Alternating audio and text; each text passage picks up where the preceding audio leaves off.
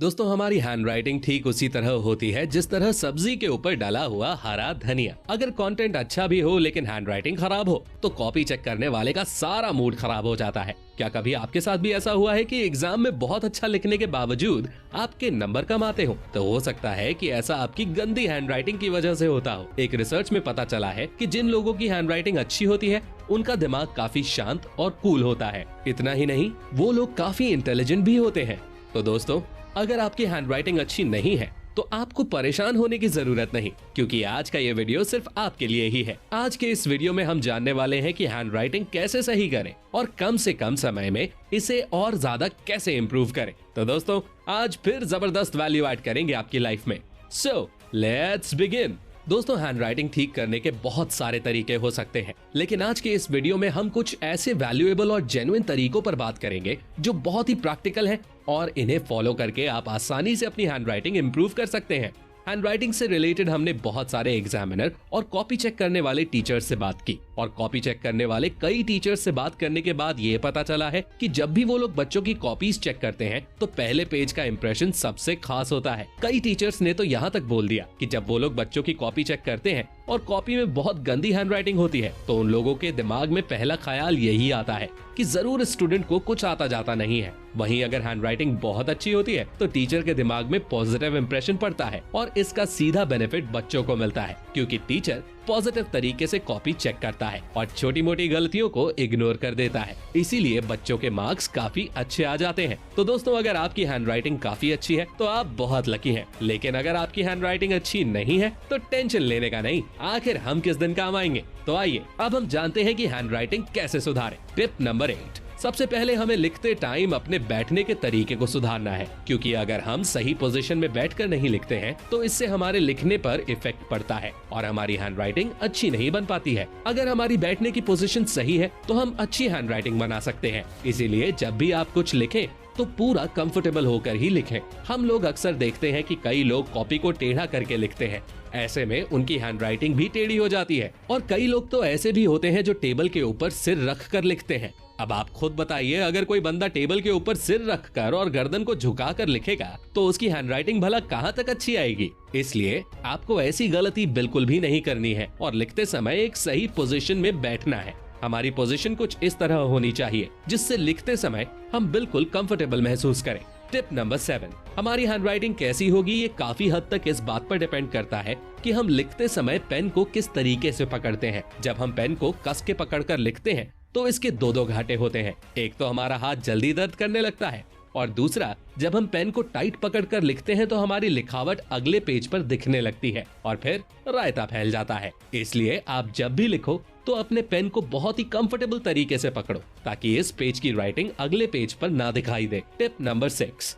आपने अक्सर सुना होगा कि किसी काम को जल्दी में नहीं करना चाहिए। ठीक उसी तरह दोस्तों, जब हम स्पीड में लिखते हैं तो हमारी हैंडराइटिंग बहुत ही गंदी दिखाई देती है और किसी को समझ में नहीं आती है। इसीलिए हमें हमेशा धीरे धीरे लिखना चाहिए ताकि हमारी हैंडराइटिंग अच्छी दिखे और दूसरों को समझ में भी आए। एक बार जब आपकी हैंडराइटिंग काफी अच्छी आने लगे तो आप धीरे धीरे स्पीड बढ़ा सकते हैं। Tip number 5। इस टिप के बारे में शायद ही आपने पहले कभी सुना हो। दरअसल जब हम लिखते हैं तो हम केवल अपने पंजों का ही यूज करते हैं, जिससे हमारे हाथों में जल्दी दर्द होने लगता है और हमारी हैंडराइटिंग अच्छी नहीं बन पाती है। तो अब हमें ऐसा नहीं करना है। अब हमें लिखते टाइम अपने पूरे हाथ को मूव करते हुए लिखना है, जिससे कि हमारे हाथ में दर्द भी नहीं होगा और हम साफ साफ और देर तक लिख भी पाएंगे। इसे ट्राई करके देखिए, आपको जबरदस्त फायदा होगा। Tip number 4। हम अगले पॉइंट पर बात करें उससे पहले मैं आपसे एक सवाल पूछना चाहता हूँ। इमेजिन कीजिए किसी कमरे के अंदर बहुत सारी बॉल्स डली हुई हैं जो इधर उधर बिखरी हुई हैं। वहीं दूसरी तरफ बगल वाले कमरे में बहुत सारी बॉल्स हैं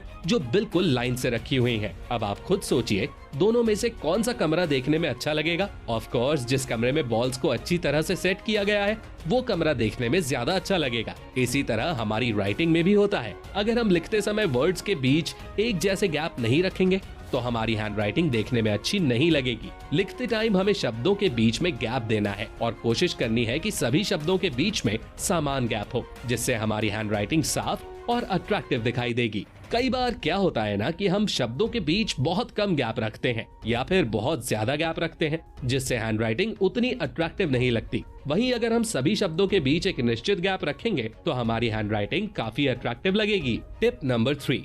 दोस्तों, जिस तरह साफ पानी में सब कुछ साफ साफ दिखाई देता है, ठीक उसी तरह राइटिंग में भी होता है। अगर हमारा पेज बिल्कुल साफ साफ होगा तो राइटिंग भी साफ साफ दिखाई देगी। वहीं अगर हमारा पेज गंदा होगा तो फिर कितना भी अच्छा लिख लो वो मजा नहीं आएगा। अब आप इन दोनों हैंड राइटिंग को ही देख लीजिए। पहली हैंड राइटिंग में पेज काफी गंदा है, इसलिए राइटिंग अच्छी नहीं लग रही। लेकिन दूसरी हैंड राइटिंग में पेज बिल्कुल साफ सुथरा है, इसलिए हैंड राइटिंग काफी अट्रैक्टिव लग रही है। टिप नंबर 2, करत करत अभ्यास के जड़मती होत सुजान। ये कहावत तो आपने जरूर सुनी होगी। हमारी ये एडवाइस भी इसी कॉन्सेप्ट पर बेस्ड है, क्योंकि प्रैक्टिस करके ही हम किसी चीज को परफेक्ट कर सकते हैं। आपने भी कई बार देखा होगा कि जब आप काफी दिनों तक कुछ भी नहीं लिखते हैं तो आपकी हैंड राइटिंग बिगड़ जाती है और आपको लिखने में दिक्कत होती है। इसलिए रोज रोज कुछ न कुछ लिखते रहें। मेरे साथ भी सेम यही दिक्कत होती थी, इसीलिए पेपर शुरू होने के कुछ दिन पहले से ही मैं लिखने की प्रैक्टिस शुरू कर देता था और पेपर आते आते मेरा हाथ बिल्कुल एडजस्ट हो जाता था और मैं पेपर में बहुत अच्छा लिख पाता था। आप लोग भी इस फॉर्मूला को ट्राई कर सकते हैं। टिप नंबर 1, दोस्तों एक बात तो बिल्कुल पक्की है कि अगर बंदूक अच्छी होगी तो फायर भी अच्छा ही होगा, और अगर बंदूक अच्छी नहीं होगी तो फायरिंग भी अच्छी नहीं होगी। ठीक इसी तरह पेन के साथ भी होता है। अगर हमारा पेन अच्छी क्वालिटी और ब्रांडेड कंपनी का होगा तो हमें लिखने में कोई दिक्कत नहीं होगी।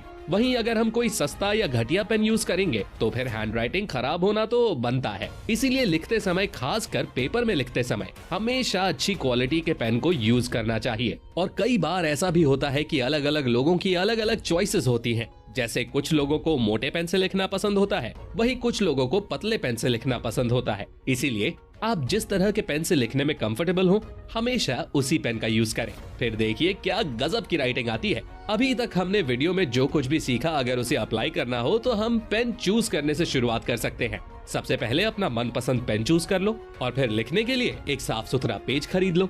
देन लिखना स्टार्ट कर दो। लिखने से पहले सही पोजीशन में बैठ जाओ और लिखते समय हमेशा इस चीज पर फोकस करो कि शब्दों के बीच बराबर गैप हो और हमारा पेन पकड़ने का एंगल सही हो। और दोस्तों, जब भी लिखना स्टार्ट करो तो शुरुआत हमेशा धीरे धीरे ही करो। एक बार जब आपकी प्रैक्टिस बन जाएगी तो फिर आप दनादन लिखने लगोगे और आपकी हैंड राइटिंग काफी इंप्रूव हो जाएगी। और दोस्तों, जाते जाते आपको एक बात बताना तो भूल ही गया। कई बार क्या होता है कि बहुत सारे स्टूडेंट अच्छा लिखते हैं और उनकी हैंड राइटिंग भी काफी अच्छी होती है, लेकिन पेन से निकलने वाली हल्की हल्की स्याही पेज पर लगती रहती है और पूरे पेज पर डॉट डॉट बन जाते हैं, जिससे हैंड राइटिंग काफी बिगड़ जाती है। इसीलिए पेपर में लिखते समय हमेशा एक छोटा सा कपड़ा या रुमाल का टुकड़ा अपने पास रखें और समय समय पर पेन की निब को साफ करते रहें। दोस्तों, इस वीडियो की मदद से हमने आपकी लाइफ में अच्छी हैंड राइटिंग नाम की एक बहुत ही वैल्यूएबल चीज ऐड की है और बदले में हमें आपसे ज्यादा कुछ नहीं, बस एक लाइक चाहिए। इतना तो बनता ही है। दोस्तों, हमारे साथ अंत तक बने रहने के लिए बहुत बहुत शुक्रिया। अगर आपको हमारा ये वीडियो पसंद आया है तो कमेंट में जरूर बताएं और साथ ही इस वीडियो को लाइक और शेयर जरूर करें। साथ ही ऐसी और वीडियोस देखने के लिए हमारे चैनल को सब्सक्राइब करें और बगल में बने बेल आइकन पर भी क्लिक करें, जिससे हमारे आने वाले वीडियोस को भी आप देख सकें। लिखने की प्रैक्टिस करते रहिए। मिलते हैं अगले वीडियो में।